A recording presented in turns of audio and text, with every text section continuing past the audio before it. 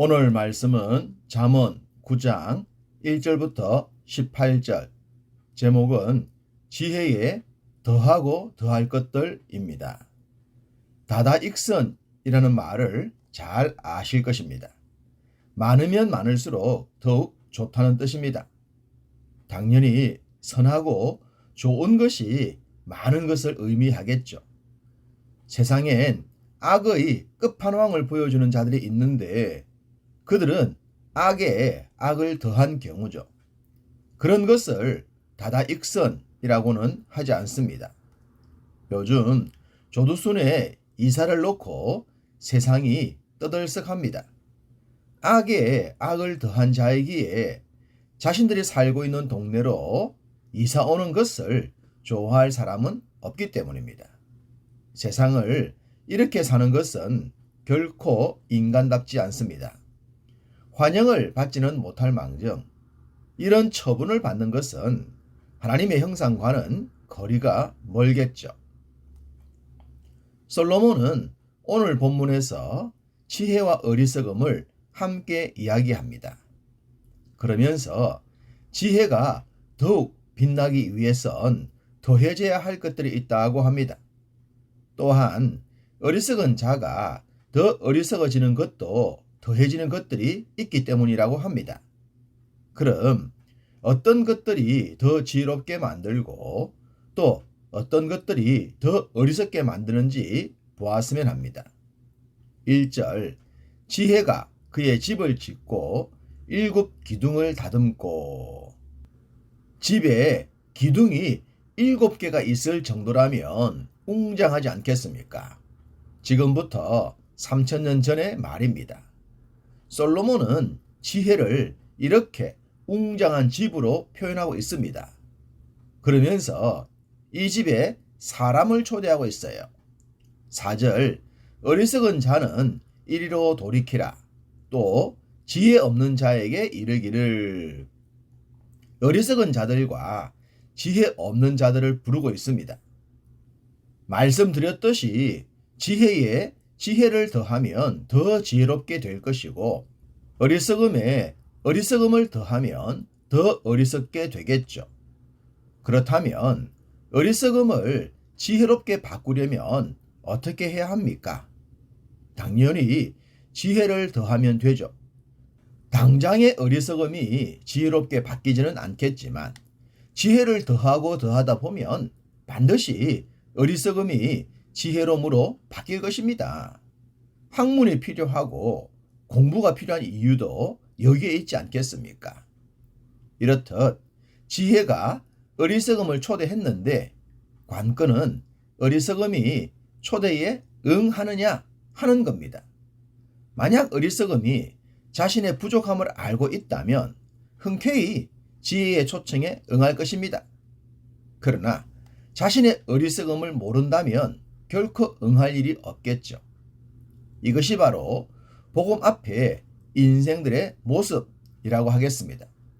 아무리 하나님께서 부르셔도 복음을 전하는 자들의 외침이 있어도 자신의 영적인 문제를 깨닫지 못하면 응하지 않는 겁니다. 현재 복음 앞에 세상의 모습이기도 하며 지혜로움과 어리석음의 모습이기도 하죠. 7 기둥이 있는 지혜자의 집엔 짐승을 잡고 포도주를 혼합하여 상을 갖췄는데 초청에 응한 자들은 이 모든 것을 즐길 수가 있습니다. 또한 이 모든 것들은 초청에 응할 때만 경험하게 됩니다. 아무리 이런 것들이 있다고 해도 초청에 응하지 않는다면 자신의 것이 될 수 없는 것입니다. 천국 잔치도 그러하지 않겠습니까? 죄 씻음의 은혜가 있고 거듭남의 은총이 있으며 영생의 축복과 영원한 천국의 약속이 있다고 해도 초대에 응하지 않으면 자신의 것이 될 수 없죠. 남들이 경험해도 믿을 수가 없다고 하는 이들도 있습니다. 부활의 주님 그 소식을 들었던 도마가 그러했듯이 말입니다. 지혜의 초청에 응하면 진수성찬을 누리게 되는 장면을 이렇게 표현하셨습니다. 6절, 어리석음을 버리고 생명을 얻으라. 명철의 길을 행하라 하느니라. 7 기둥에 웅장한 지혜의 초대에 응하면 생명을 얻게 되고 명철의 길로 행하게 됩니다. 소위 지혜로운 자로 살아가게 된다는 겁니다. 아무리 어리석은 자라도 이렇게 될 줄 믿습니다. 우리가 이미 경험하지 않았습니까? 세상이 부러워하는 화려한 스펙과 학력은 없지만 세상이 부럽지 않은 지혜와 명철이 우리에게 있습니다. 그것은 쇠하여지지 않는 것이며 썩지 않는 것입니다. 결코 사라지지도 않습니다. 금이 그 빛을 잃지 않듯이 우리는 영원한 나라를 소유했습니다. 이렇게 어리석음을 지혜로움으로 바꿀 수는 있지만 현실에선 결코 쉽지 않습니다. 그래서 솔로몬은 말합니다. 거만한 자를 징계하는 자는 도리어 능력을 받고 악인을 책망하는 자는 도리어 흠이 잡히느니라. 거만한 자를 책망하지 말라. 그가 너를 미워할까 두려우니라. 지혜 있는 자를 책망하라. 그가 너를 사랑하리라. 거만은 미련한 것이며 징계는 지혜로운 것입니다.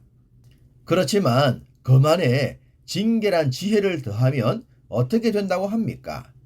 도리어 능력을 받게 된다고 합니다.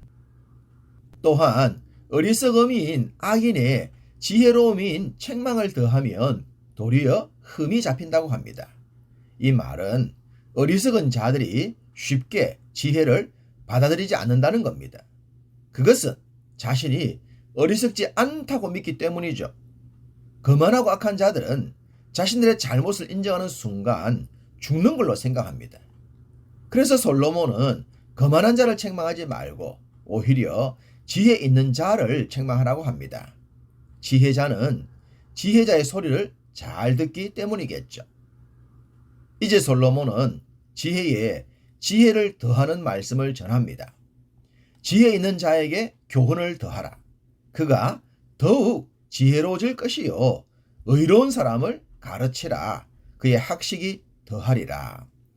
지혜 있는 자는 교훈을 잘 받아들입니다. 의로운 사람도 가르침을 잘 받아들이죠. 그래서 그들은 더욱 지혜롭고 학식 있는 자가 되는 겁니다.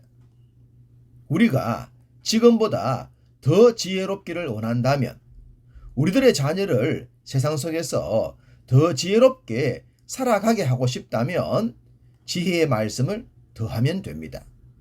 성경 말씀만큼 다다익선인 것이 없습니다. 하나님의 말씀은 아무리 많이 먹어도 탈이 나지 않고 비만에 빠질 일도 없습니다. 어떤 부작용도 생기지 않아요.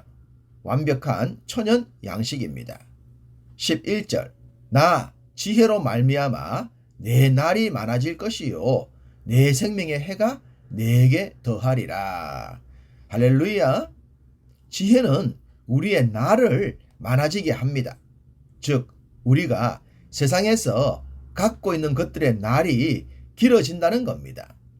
직장 생활이 길어질 것이고 물질을 소유하고 있는 날들이 길어질 것입니다. 가진 것을 잃어버리는 것이 아니라 지속적으로 유지하게 된다는 겁니다. 또한 생명의 해가 길다는 것은 건강하게 오래오래 산다는 것이지 않겠습니까? 아무리 많은 것을 가지고 있더라도 건강을 잃으면 황이지 않겠습니까? 우리가 경험하는 것들이잖아요. 아무리 운동을 많이 해도 건강식을 챙겨 먹더라도 하나님께서 우리의 건강을 지켜주지 않으면 땡입니다. 지혜, 하나님의 말씀, 하나님의 은혜를 더하고 더할 때에 이런 복이 임할 줄로 믿습니다. 세상은 종종 이렇게 주장합니다. 17절 도둑질한 물이 달고 몰래 먹는 떡이 맛이 있다 하는도다. 세상의 모든 죄악과 범죄는 이 말씀에 해당합니다. 남들이 모른다고 생각하기에 잡히지 않았기 때문에 그렇다고 믿는 겁니다. 그러나 그 끝은 종말입니다. 패망입니다. 수치와 부끄러움밖에 남는 것은 없습니다. 이것을 너무나도 잘 알고 있었던 솔로몬은 그래서 다시 외칩니다. 10절 여호와를 경외하는 것이 지혜의 근본이요 거룩하신 자를 아는 것이 명철이니라. 한번 따라 하셨으면 합니다. 여호와를 경외하는 것이 지혜의 근본이요 거룩하신 자를 아는 것이 명철이니라. 할렐루야. 아멘. 이 말씀을 믿고 따른다면 우리 삶의 모든 과정은 굿이 될 것이며 우리 삶의 끝은 해피엔딩이 될 줄 믿습니다. 솔로몬이 전도서 결론에서 이런 말을 하지 않았습니까? 일의 결국을 다 들었으니 하나님을 경외하고 그의 명령들을 지킬지어다. 이것이 모든 사람의 본분이니라. 정말로 아멘입니다. 오늘도 우리 모두 더욱 지혜자가 되어 주의 말씀과 힘써 동행하시기를 간절히 소망합니다.